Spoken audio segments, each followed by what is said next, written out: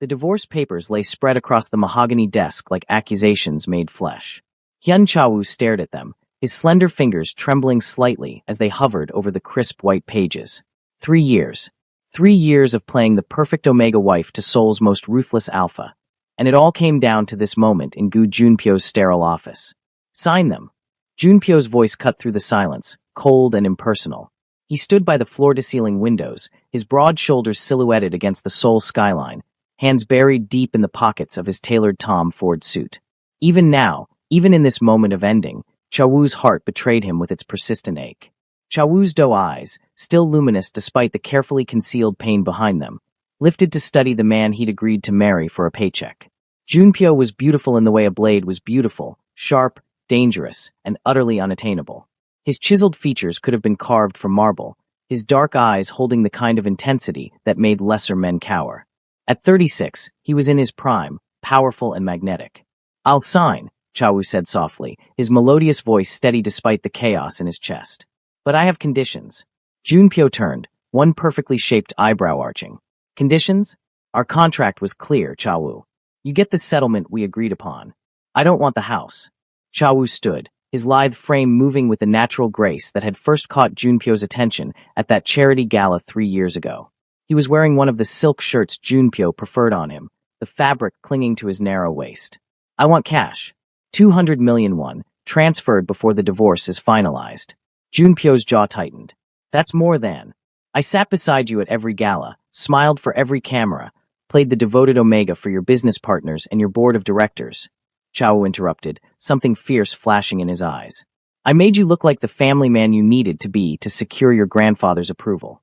200 million is nothing compared to what you gained." The alpha's nostrils flared, catching the subtle shift in Chawu's scent, usually sweet jasmine, now tinged with something bitter. "Fine. What else? I'm leaving Korea. Going to Japan." Chawu moved closer, close enough that Junpyo's alpha pheromones washed over him, making his Omega biology sing despite his breaking heart. "I want you to take me to the airport. I want you to be the one who sends me away for good." "Why?"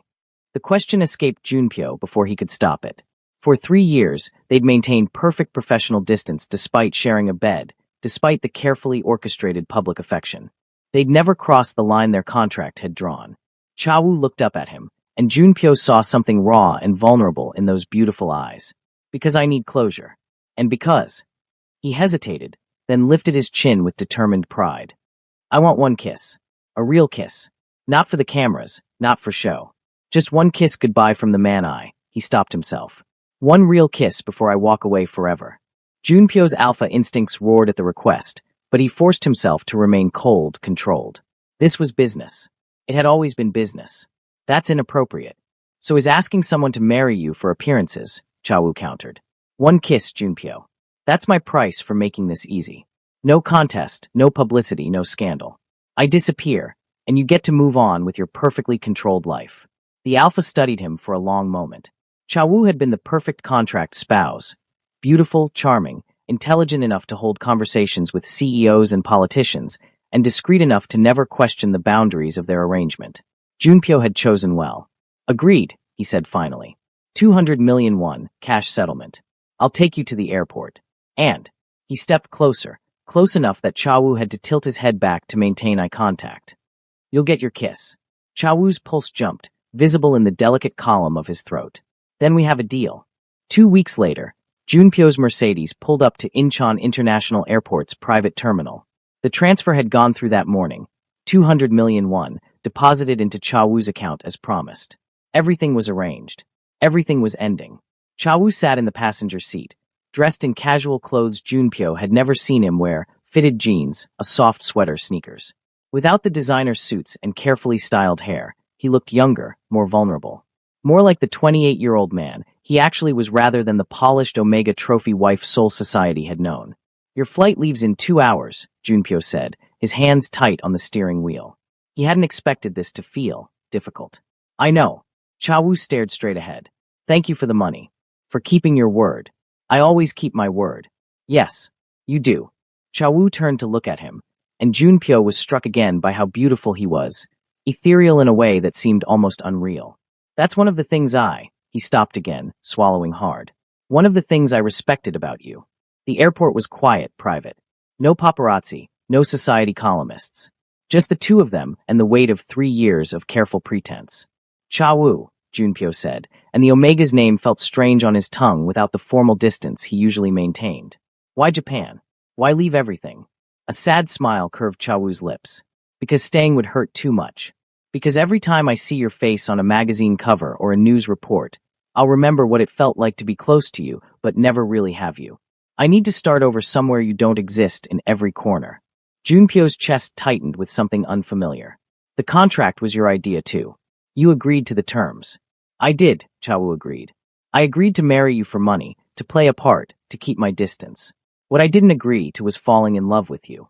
That wasn't in the contract, Junpyo. That was my mistake. The confession hung in the air between them, heavy and irrevocable.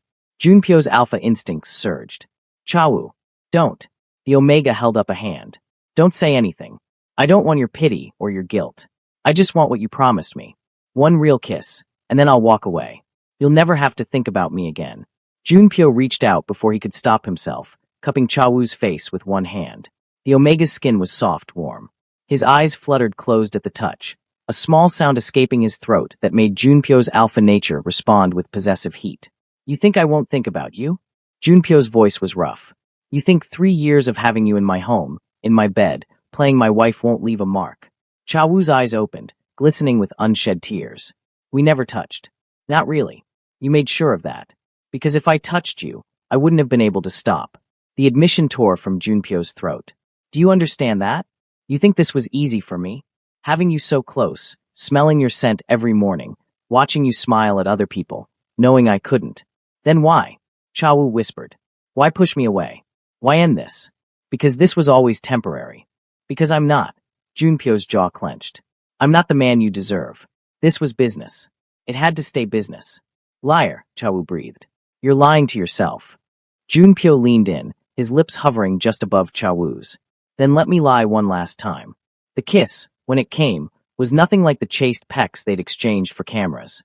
This was raw, desperate, 3 years of denied want pouring between them. Junpyo's hand slid into Cha Wu's hair, tilting his head back as he claimed the Omega's mouth with a hunger that made them both shudder. Cha Wu melted against him, his hands clutching Junpyo's shoulders as he kissed back with equal fervor. He tasted like goodbye and regret, and something sweeter that Junpyo couldn't name. Their scents mingled, alpha and omega, perfectly compatible in a way that made Junpyo's control fracture. When they finally broke apart, both breathing hard, Cha Wu's eyes were wet with tears. Thank you, he whispered, for giving me at least this.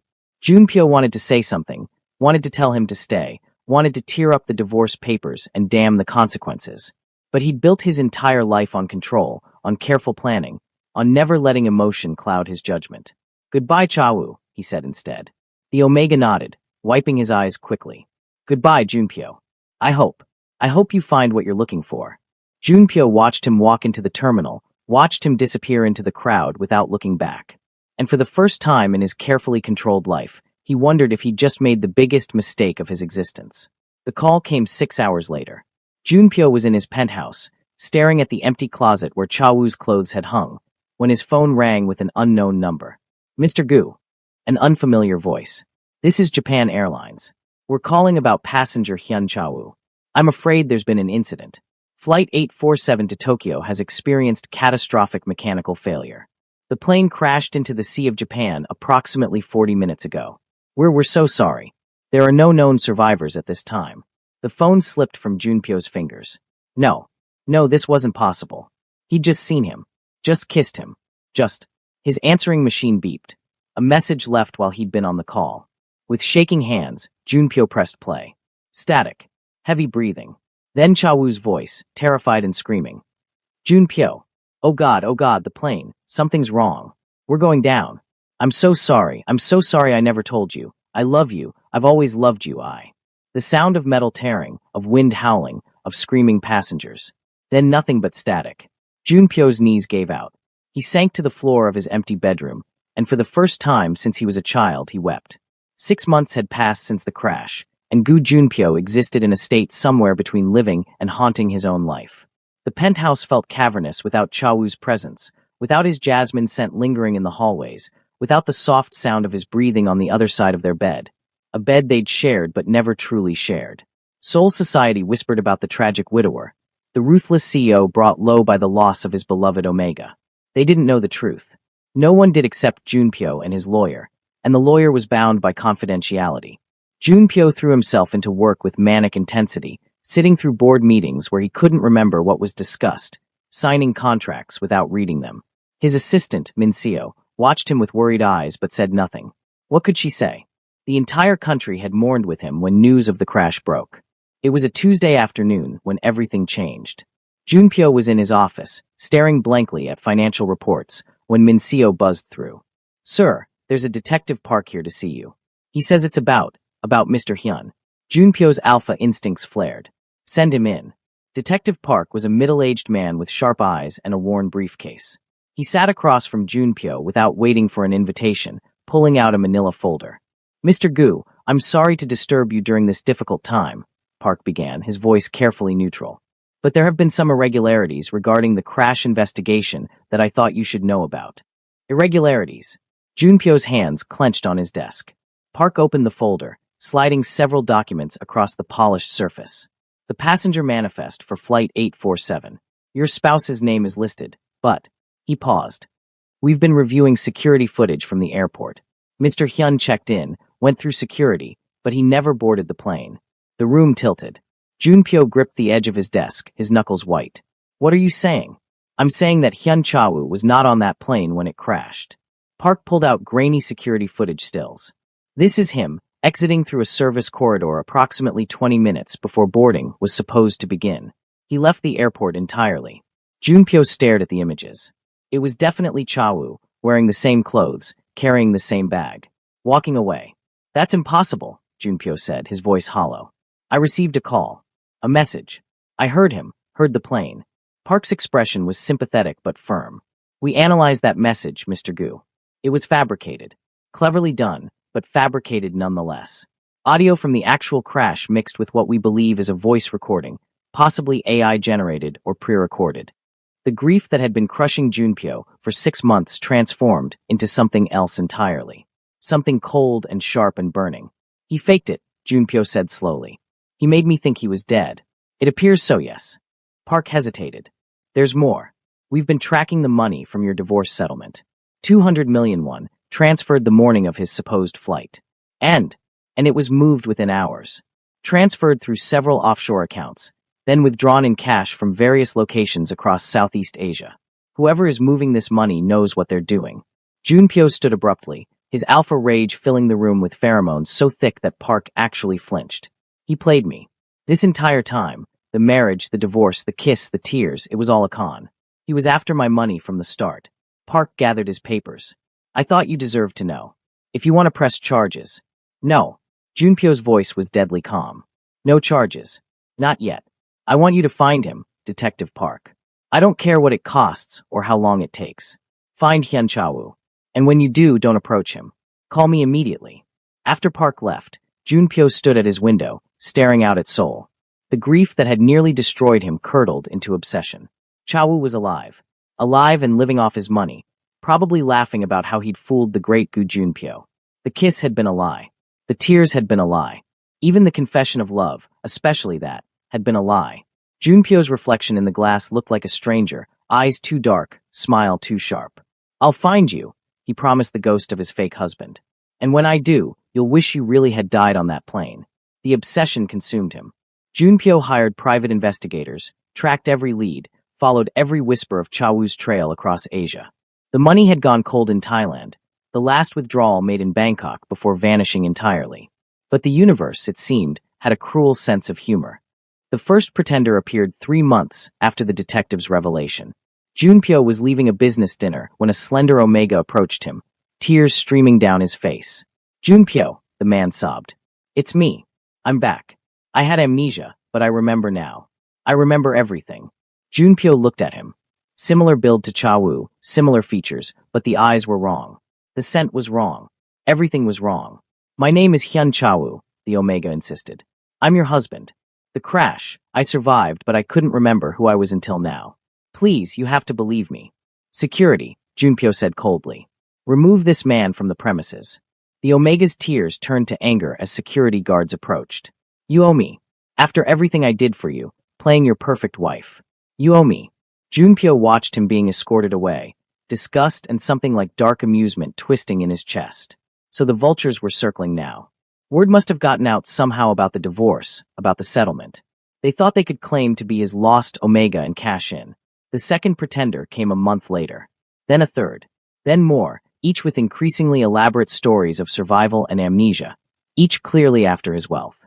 Junpyo rejected them all with icy efficiency. None of them were Chawu.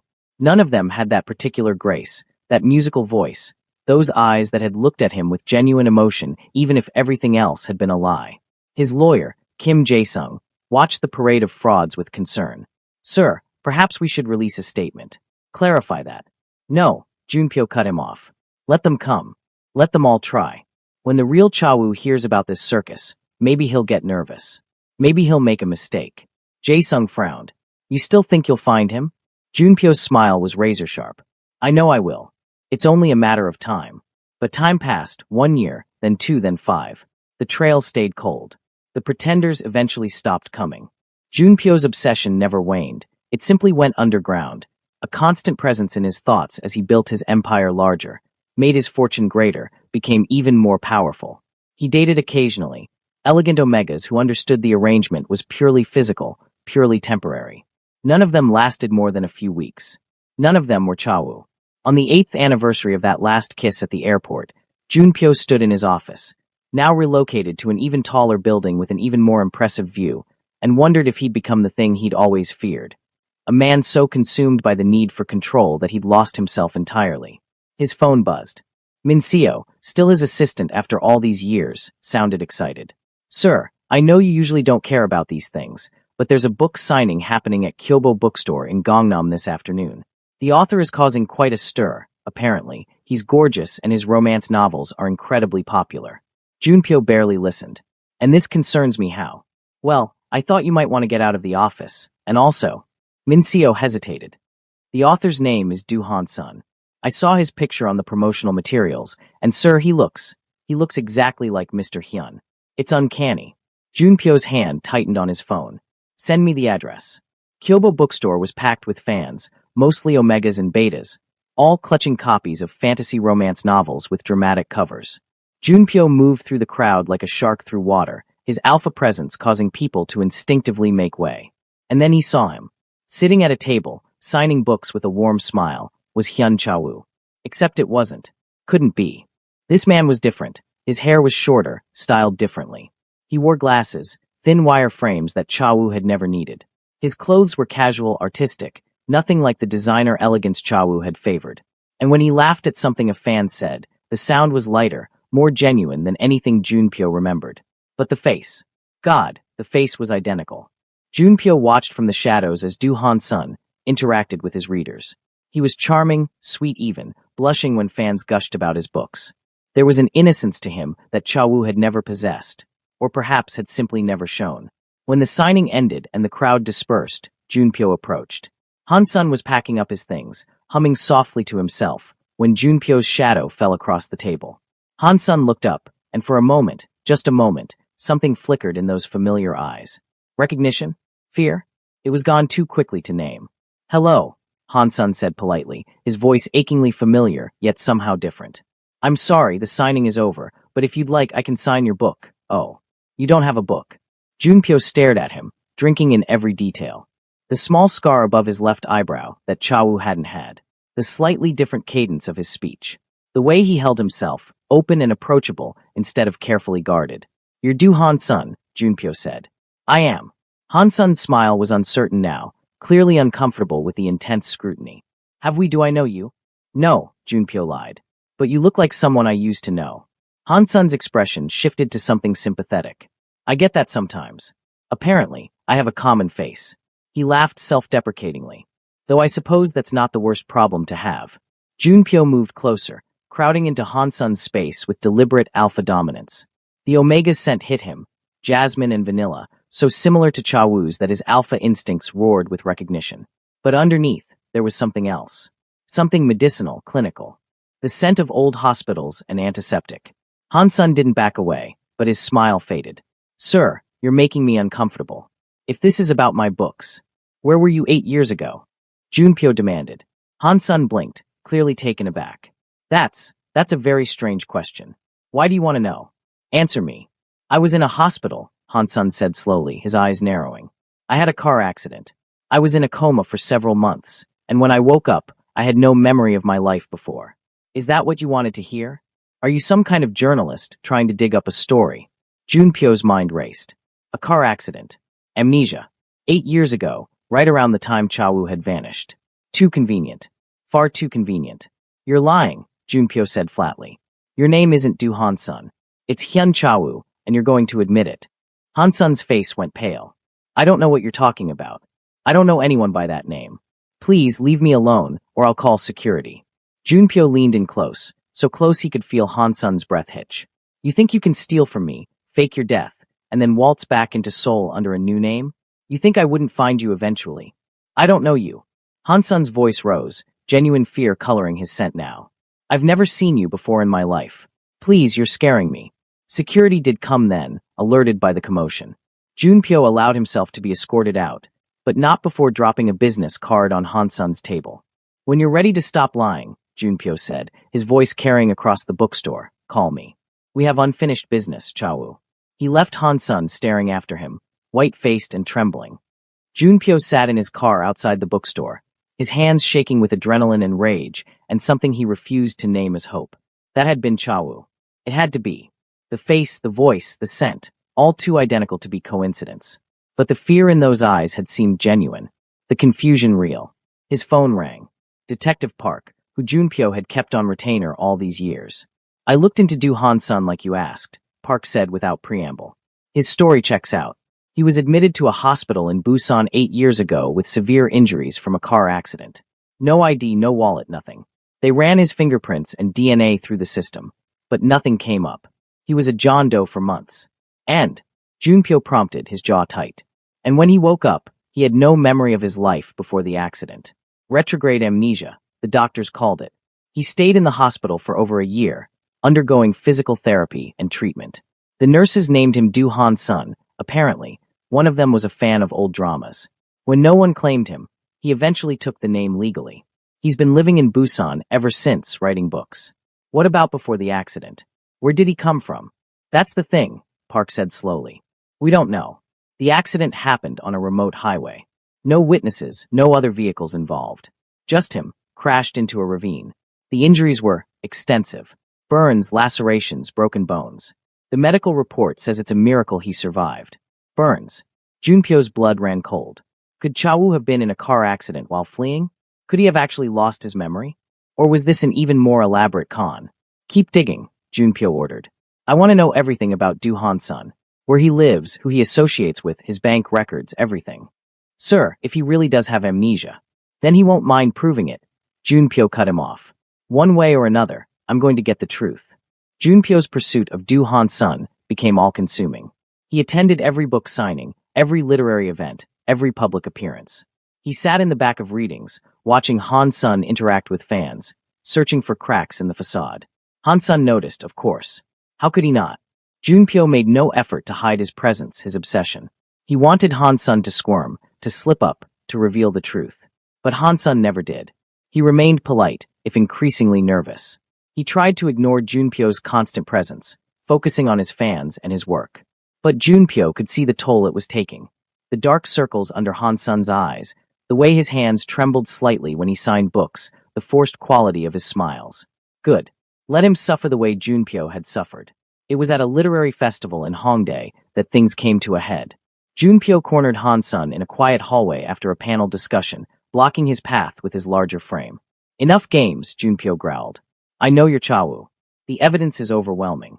Just admit it. Han-sun looked up at him with those achingly familiar eyes, and Junpyo saw genuine tears gathering there. I don't know how to make you believe me, Han-sun whispered. I don't know who this Chawu person is. I woke up in a hospital 8 years ago with no memory, no identity, nothing. If I was someone before that, I don't remember. I can't remember. Convenient, Junpyo sneered. No, it's not convenient. Han-sun's voice broke. Do you know what it's like to have no past? To look in the mirror and not know who you are? To have no family, no friends, no history? I built my life from nothing, created myself from scratch. And now you're telling me I might have been someone else entirely? Someone who hurt you? Do you think that doesn't terrify me? Junpyo grabbed his arm, pulling him closer. Han-sun gasped, his Omega biology responding to the Alpha's proximity despite his fear. Junpyo could scent it, the arousal mixing with terror, the way Han-sun's pupils dilated even as he tried to pull away. You want proof? Junpyo said roughly. Fine. Kiss me. Kiss me and tell me you don't remember. Tell me you don't know exactly how I taste. I don't, Han-sun started, but Junpyo didn't let him finish. The kiss was brutal, possessive, nothing like the tender goodbye they'd shared at the airport. This was punishment and claiming and desperate need all tangled together. Junpyo expected Han-sun to push him away, to struggle. Instead, Han-sun melted into it with a soft, broken sound. His hands came up to clutch Junpyo's jacket, and he kissed back with the same desperate hunger, as if his body remembered even if his mind didn't. When they broke apart, both breathing hard, Han-sun's face was wet with tears. I don't remember you, he sobbed. But my body knows you. How is that possible? What did we do to each other? Junpyo released him abruptly, stepping back. The confusion and pain on Han-sun's face seemed too real to be an act. But Chawu had been an excellent actor. Junpyo had lived with him for 3 years and never suspected the depths of his deception. Figure it out, Junpyo said coldly, even as his alpha instincts screamed at him to comfort the crying Omega. And when you do, when your convenient amnesia clears up, call me. We have 200 million won to discuss. He left Han-sun in the hallway, ignoring the small, broken sound the Omega made. That night, Junpyo received an unexpected call. Not from Han-sun, but from a Dr. Choi at the hospital where Du Han-sun had been treated. Mr. Gu, I heard you've been investigating one of our former patients, Dr. Choi said carefully. I'm calling because I think there's something you should know. Something that might explain things. Junpyo's hand tightened on his phone. I'm listening. When Du Han-sun was brought in 8 years ago, his injuries were consistent with a car accident, yes. But there were irregularities. Evidence of old scars, surgical modifications. His DNA didn't match anyone in our databases, but there were markers that suggested he'd undergone some kind of genetic therapy or modification. What are you saying? I'm saying that the person in that hospital bed might not have been who they were originally. Omega genetic modification is illegal in Korea, but it happens in other countries. Thailand, for instance. Dr. Choi paused. If someone wanted to completely change their identity, their appearance, even their scent to some degree, it's theoretically possible. Junpyo's mind reeled. Had Chao gone that far? Changed himself so completely that even he couldn't recognize the truth? But the amnesia, Junpyo said, the trauma to his brain, was real, Dr. Choi confirmed. The scans don't lie. Whatever procedures he may have undergone before the accident, the crash itself caused genuine, severe neurological damage. If he had memories before, they're likely gone. Locked away, possibly forever. After the call ended, Junpyo sat in his dark penthouse, staring at the ghost of his reflection in the window. What if Han-sun was telling the truth? What if Chawu had fled with the money, used it to change himself completely, and then genuinely lost himself in the process? What if the man Junpyo was tormenting truly didn't remember betraying him? Did it matter? Did it change the fact that Chawu Han-sun, whoever he was, had still stolen from him, still lied, still faked his death? Junpyo's phone buzzed with a text from an unknown number. Please stop following me. I'll get tested. I'll prove I'm not who you think I am. Just please leave me alone. HS. Junpyo stared at the message for a long moment before typing back. DNA test. Tomorrow. My private clinic. If you're really not Hyun Chawu, you have nothing to fear. The response came quickly. Fine. But when it proves you're wrong, you have to promise to leave me alone forever. Junpyo smiled grimly. When it proves I'm right, you're going to give me back everything you stole. Plus interest. The private clinic was sterile and cold, much like Junpyo's mood as he waited for Han-sun to arrive. Dr. Yoon, Korea's foremost genetic specialist and someone Junpyo trusted implicitly, had agreed to conduct the test personally. Han-sun arrived exactly on time, looking exhausted and fragile. He'd lost weight, Junpyo noticed with unwelcome concern. The constant stress of being stalked was taking its toll. Let's get this over with, Han-sun said quietly, not meeting Junpyo's eyes. Dr. Yoon was professional and efficient. I'll need samples from both of you, she explained. Mr. Gu provided us with items from Hyun Chawu's previous residence, hair from a brush, skin cells from clothing. We'll compare those samples with Mr. Du's DNA. We'll also run a comprehensive genetic workup to check for any signs of modification or alteration. The actual collection was quick: cheek swabs, blood samples, hair follicles. Han-sun endured it all with quiet resignation, his scent subdued and melancholy. Results will take approximately 48 hours, Dr. Yun said. I'll call you both when they're ready. As Han-sun moved to leave, Junpyo caught his wrist. Wait. Han-sun turned, and Junpyo was struck again by how much he looked like Cha-woo. How much he looked like the man Junpyo had kissed goodbye 8 years ago, believing he'd never see him again. Why did you agree to this? Junpyo asked. If you really believe you're not him, this test could open up more questions than it answers. Han-sun's smile was sad and tired. Because I need to know too. Ever since you showed up in my life, I've been having dreams. Fragments of things I can't quite grasp. A penthouse with floor-to-ceiling windows. The scent of expensive cologne. The feeling of being trapped in something beautiful and terrible. His eyes finally met Junpyo's. If I was him, if I was this person who hurt you so badly, don't I deserve to know? Don't I deserve to face what I did, even if I can't remember it? Junpyo released his wrist, unsettled by the genuine distress in Han-sun's voice. And if you are him? If the test proves it, then I'll figure out a way to make it right, Han-sun said simply. I don't have 200 million won. I'm a moderately successful author, not a billionaire. But I'll work with you, find some way to repay what was taken, even if it takes the rest of my life. He left before Junpyo could respond, leaving the alpha standing in the clinic, his certainty shaken for the first time in 8 years. The 48 hours felt like 48 years. Junpyo couldn't focus on work, couldn't sleep. He kept replaying every interaction with Han-sun, searching for evidence of deception, finding only genuine confusion and pain. When Dr. Yun finally called, Junpyo's hand shook as he answered. The results are complicated, Dr. Yun said carefully. You should come to the clinic. Both of you. Junpyo and Han-sun arrived within minutes of each other. They sat in Dr. Yun's office, not looking at each other, tension thick in the air. Dr. Yun pulled up files on her computer, her expression troubled.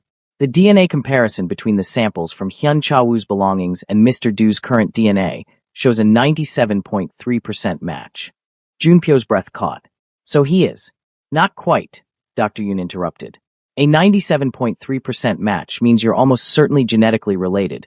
Siblings, for instance, but not the same person. However, she pulled up another screen. Mr. Du's DNA shows clear evidence of extensive genetic modification. Someone altered his genetic markers, his pheromone profile, even some of his physical characteristics. This level of modification is extremely sophisticated and extremely illegal. Han-sun had gone white. What are you saying? I'm saying that you likely were Hyun Cha-woo, or at least started as Hyun Cha-woo. But someone, possibly you yourself, before your accident, had your DNA extensively modified. You're not the same person anymore, not genetically. The procedure literally changed who you are on a cellular level. Junpyo stood abruptly. Why? Why would he do that? Dr. Yun looked at Han-sun with sympathy. The modifications appear designed to alter omega characteristics, scent, pheromone production, even some physical markers. If I had to guess, someone was trying to disappear, to become someone else entirely. Han-sun was shaking, his hands pressed to his mouth. I don't remember. I don't remember any of this. Why would someone? The modification process is brutal, Dr. Yun continued gently. It requires multiple procedures, weeks of recovery. The pain is supposedly excruciating. And there are risks, neurological damage, organ failure, death. The fact that you survived it all is remarkable. But then the car accident, Junpyo said slowly, pieces clicking into place. The trauma erased whatever memories he had left. Exactly. Mr. Du, or whoever he was before, essentially died in that accident. The person sitting here is new, built from the ashes of Hyun Cha-woo, but not actually him anymore. The silence in the office was deafening. Finally, Han-sun spoke, his voice barely above a whisper. So I did it. I took your money, I faked my death, and I tried to erase myself so completely that even I wouldn't know who I'd been. He looked at Junpyo with devastated eyes. I'm so sorry. I'm so sorry for what I did to you. Junpyo stared at him, emotions warring in his chest. Vindication that he'd been right all along. Fury at the betrayal.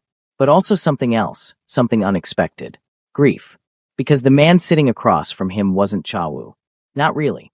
Cha-woo was gone, had destroyed himself so thoroughly that not even his own DNA remained unchanged. And in his place was this person, innocent of crimes he couldn't remember, suffering for choices he'd never consciously made. Why? Junpyo asked hoarsely. Why go to such extremes? The money wasn't worth this. Nothing is worth this. Han Sun shook his head helplessly.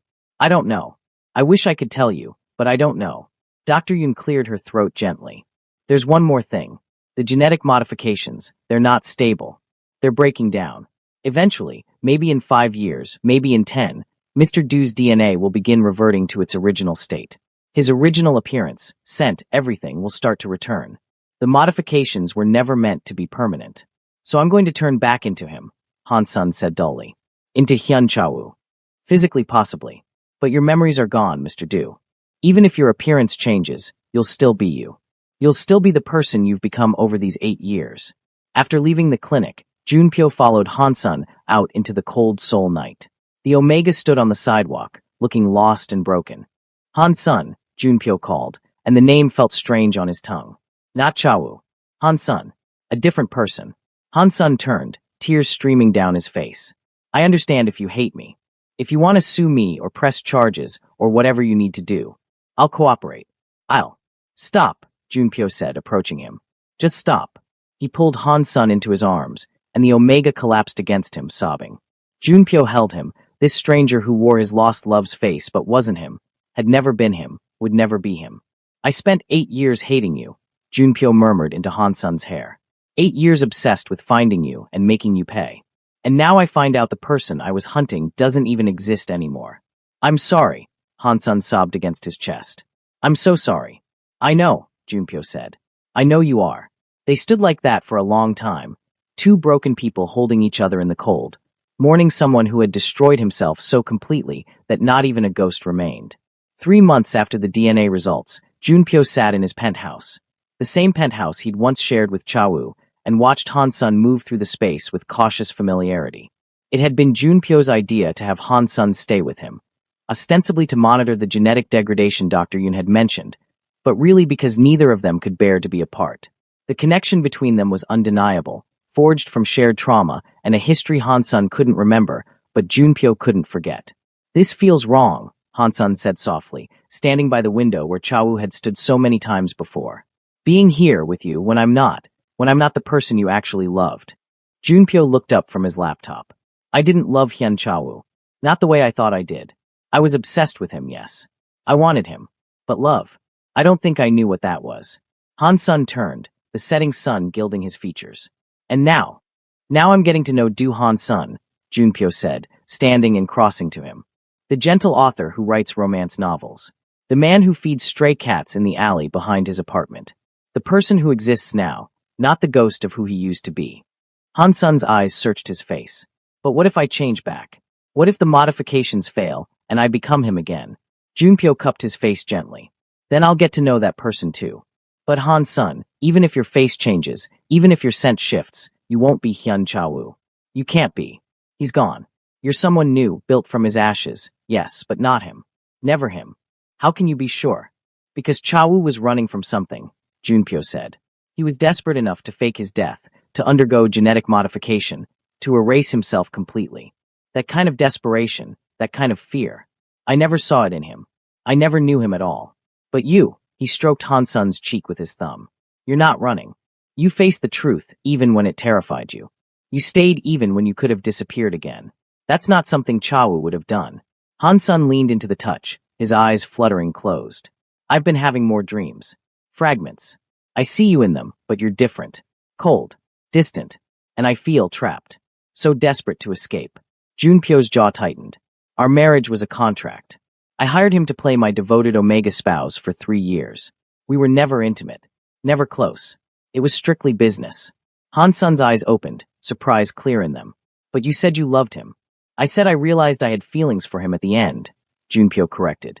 After 3 years of keeping him at arm's length, of treating our marriage like a business arrangement, I finally admitted to myself that I wanted more. But by then it was too late. He wanted out, wanted his money, wanted to leave. And I let him go because I couldn't admit what I felt. I gave him that kiss at the airport, but I didn't give him the words. I didn't ask him to stay. Understanding dawned on Han Sun's face. So he ran. He took the money, and he ran because he thought you didn't want him. I don't know, Junpyo admitted. Maybe. Or maybe the whole thing really was just about the money, and I was the fool who fell for his own fake husband. I'll never know what Chawu was really thinking or feeling. And honestly, I'm not sure it matters anymore. Why not? Junpyo pulled him closer, their bodies aligning in a way that felt both familiar and new. Because I'm not in love with Hyun Chawu. I'm falling in love with you.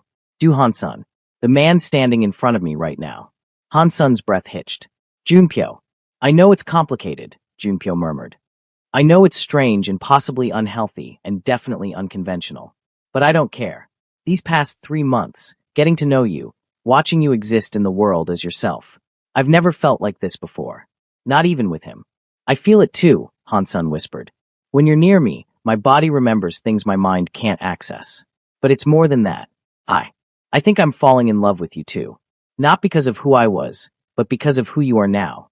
You're different than in my dreams. Warmer. More open. Junpyo's alpha instincts surged, and he could sense Han-sun's arousal mixing with nervous anticipation. Can I kiss you? Yes, Han-sun breathed. Please. This kiss was nothing like the brutal claiming at the literary festival or the desperate goodbye at the airport. This was tender, exploratory, two people learning each other for the first time. Han-sun's lips were soft under his small sounds of pleasure making Junpyo's control fray.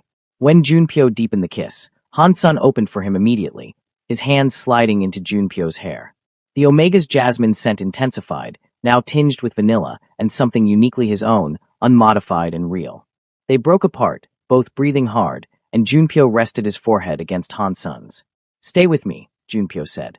Not because of the past, not because of obligation. Stay because you want to. Help me build something new. What about the money? Han-sun asked. The 200 million one. I still owe you. I don't care about the money, Junpyo cut him off. I never really did. I cared about the betrayal, about the lie, about thinking I'd sent someone I cared about to their death. But the money itself? It's nothing. I make that in a week. Han-sun's eyes widened. But if it bothers you, if you feel like you need to make amends, then stay. Write your books, build your career, and when you're ready, when you feel like you've balanced the scales in your own mind, we'll call it even. Until then, just be with me. Let me get to know you. Let me show you that I'm not the cold, distant alpha you see in your dreams. Han-sun studied his face for a long moment, then nodded slowly. Okay, I'll stay. But Junpyo, I need you to promise me something. Anything. If my memories come back, if I remember what happened, what I did, why I did it, promise me you'll listen. Promise me we'll face it together, not let it destroy what we're building. Junpyo kissed him again, soft and sure. I promise. Whatever we find out about the past, we face it together. The months that followed were a revelation. Junpyo had never lived with someone he actually wanted to be around. His marriage to Chawu had been cordial but distant. They'd shared space but not lives. With Han-sun, everything was different. Han-sun filled the penthouse with warmth and life. He set up a writing nook by the window, his laptop and notebooks scattered across a desk Junpyo had bought specifically for him. He cooked dinner most nights, claiming it helped him think through plot points, and the scent of home-cooked food became as familiar as his jasmine scent. They learned each other slowly. Junpyo discovered that Han-sun was ticklish behind his left ear, that he hummed old ballads when he was concentrating, that he cried at sad movies and laughed at terrible puns. Han-sun learned that Junpyo liked being touched casually, a hand on his shoulder, fingers threading through his hair, in ways he'd never allowed himself to want during his marriage to Chawu. Their physical relationship developed gradually. Junpyo was careful, aware that Han-sun's body might remember things his mind couldn't, not wanting to trigger painful memories. But Han-sun proved eager and curious, initiating touches and kisses with an innocence that made Junpyo's chest ache. It was 4 months into their new arrangement when Han-sun came to Junpyo's home office one evening, wearing nothing but one of Junpyo's shirts, the fabric sliding off one shoulder. Han-sun, Junpyo said, his voice rough as he took in the sight. I want you, Han-sun said simply. Not because my body remembers you, not because of anything from before. I want you because I'm falling in love with you. Because you make me feel safe and wanted and seen. Because when you look at me, I don't feel like a ghost or a copy or a replacement. I just feel like me. Junpyo stood, crossing to him. Are you sure? We don't have to. I'm sure, Han-sun interrupted, rising on his toes to kiss him. Make love to me, Junpyo. Not like you would have with Hyun Chawu. Make love to me like I'm due Han-sun, the man you're falling for now. Junpyo swept him into his arms, carrying him to the bedroom. Their bedroom now, not just his. He laid Han Sun on the bed with reverent care, taking his time to undress him, to kiss every inch of revealed skin. Han Sun was beautiful in the low light, his body lean and marked with the scars from his accident. Junpyo traced each one with his lips, worshipping the evidence of Han Sun's survival, his transformation. "You're perfect," Junpyo murmured against his skin. "Every part of you." Han Sun's scent was intoxicating, his arousal clear and heady. When Junpyo finally settled between his thighs, Han Sun whimpered, his hands clutching at Junpyo's shoulders. "Please," Han Sun breathed. "I need you." Junpyo took his time preparing him, wanting it to be good, perfect, memorable for all the right reasons. Han Sun was responsive and vocal, his pleasure uninhibited and genuine. When Junpyo finally pushed inside him, they both groaned at the sensation. "Junpyo," Han Sun gasped, his legs wrapping around Junpyo's waist. "Oh God, you feel so perfect," Junpyo finished, beginning to move with slow, deep thrusts. "You feel perfect." They moved together, learning each other's rhythms, finding what made the other gasp and moan. Junpyo was careful but passionate, showing Han Sun with his body what he was still learning to say with words. That he cherished him, wanted him, was falling irrevocably in love with him. When Han Sun came apart beneath him, crying Junpyo's name, the Alpha followed him over the edge, marking him with his scent, claiming him in the way Omegas and Alphas had claimed each other for millennia. Afterward, they lay tangled together, sweaty and satisfied and complete. "I love you," Han Sun whispered into the darkness. "I don't remember if I ever said that before, as someone else. But I'm saying it now as me. I love you." Junpyo pulled him closer, pressing a kiss to his temple. "I love you too. Not despite who you were or because of who you were. I love you for who you are." 6 months later, Han Sun's new book was released, a romance about second chances and finding love after losing yourself. It became his biggest success yet, topping bestseller lists across Asia. At the book launch party, Junpyo stood beside him, proud and possessive, his hand resting on the small of Han Sun's back. Seoul society buzzed with speculation about the famous CEO and the mysterious author, but neither of them cared about the gossip. Dr. Yoon approached them during the party, pulling Junpyo aside with a serious expression. "The genetic degradation has begun," she said quietly. "It's slow but measurable. In about 2 years, Mr. Do's appearance will start to shift. His original features will begin to emerge." Junpyo nodded, having expected this. "Does he need treatment?" "No. The process is natural at this point. But you should both be prepared for the changes. His scent will shift, his features will alter slightly. He may look more like the photos you showed me of Hyun Cha-woo." "He'll still be Han Sun," Junpyo said firmly. Dr. Yoon smiled. "Yes, he will. And for what it's worth, I think you two are good for each other. Whatever happened in the past, you're building something real now." That night, Junpyo told Han Sun about the conversation. They sat on the balcony of the penthouse, the city lights spreading out below them like stars. "I'm not scared," Han Sun said, lacing his fingers with Junpyo's. "Whatever I look like, I'll still be me. We'll still be us." "Always," Junpyo agreed. "I promise you, Han Sun. No matter what changes, no matter what we discover about the past, I'm not letting you go. Not this time." Han Sun leaned against him, content and secure. "I had another dream last night. A memory, I think. We were at an airport. You kissed me. It was goodbye." Junpyo tensed. "Did you remember why?" "No. But I remember the feeling. I was terrified and heartbroken and desperate. And I remember thinking that I loved you so much it was destroying me." Han Sun looked up at him. "I think that's why I ran. Not because I didn't love you, but because I did, and I thought you didn't feel the same.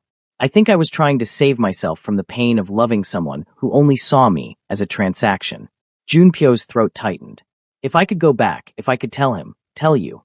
"You don't need to," Han Sun interrupted. "Because you're telling me now. Every day, you show me that I'm loved, that I'm wanted, that I'm more than a contract or a convenience. That's all either of us ever needed." Junpyo kissed him as the Seoul night air swirled around them, tasting like possibility and new beginnings. "I spent 8 years obsessed with the past," Junpyo murmured against his lips. "With finding you, punishing you, understanding you. But now all I want is the future. Our future. Then let's build it," Han Sun said, smiling. "Together. No contracts, no conditions, no pretense. Just us." "Just us," Junpyo agreed. And for the first time since that fateful day at the airport 8 years ago, Junpyo felt truly at peace. Hyun Cha-woo was gone, destroyed by his own desperate hands, but from his ashes had risen Do Han Sun, different, new, but somehow exactly who Junpyo needed. The past had taken one love story and twisted it into tragedy. But the present offered something better, a chance to write a new story, one where both of them got to choose love freely, honestly, without contracts or deception. As they sat together watching the city lights, Junpyo realized that sometimes the greatest love stories weren't about finding your way back to someone you'd lost. Sometimes they were about discovering someone new in the ashes of what came before. And this story, their story, was just beginning.